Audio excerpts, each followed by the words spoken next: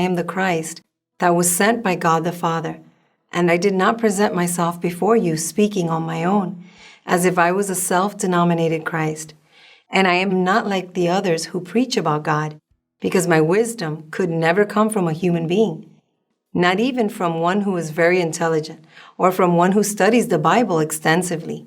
I tell you the truth, you have never in your life heard what MelquisedecLisbet speaks, and it is because what comes out of my mouth could only come from God's heaven. You recognize that I was not placed by men. No man or woman has taught me how to speak or how to preach, and it is because no human being can teach me what I speak, unlike all the others who have said or claimed to be sent from heaven, or that God predestined them to be pastors, or that they are the anointed of God. They are under the influence of Satan's lie, which has scattered men through the ages. All the men and women who are preachers and who supposedly teach others about God have had previous training from earthly men, and therefore are the offspring of their disobedient ancestors by doing what they did, not wanting to recognize God the Father and Mother as two in one.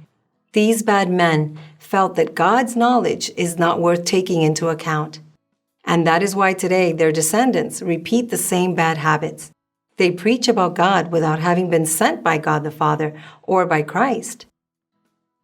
For this reason, God are here to gather true worshipers like you, our firstfruits, and it gives me great joy to know that I have faithful and brave witnesses who are grateful to be the only ones who can give testimony of the power that God the Father Melchizedek has awakened in me, his Christ, your spiritual mother who loves your soul, and for that reason I admonish you from heaven, as only God can do to save you from the destruction and death that the earthly mind brings.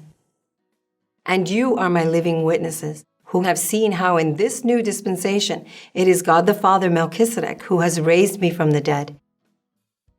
In other words, you are eyewitnesses that MelquisedecLisbet descended to the lowest parts of the earth, to then be exalted to the highest place by God the Father. And he gave me the name that is above all name, and that is why everything you ask for with reverent fear in my name to God the Father is given to you. Because God the Father wants every knee to bend in my name, and every tongue confess that I am the Lord. For this is the glory of God the Father.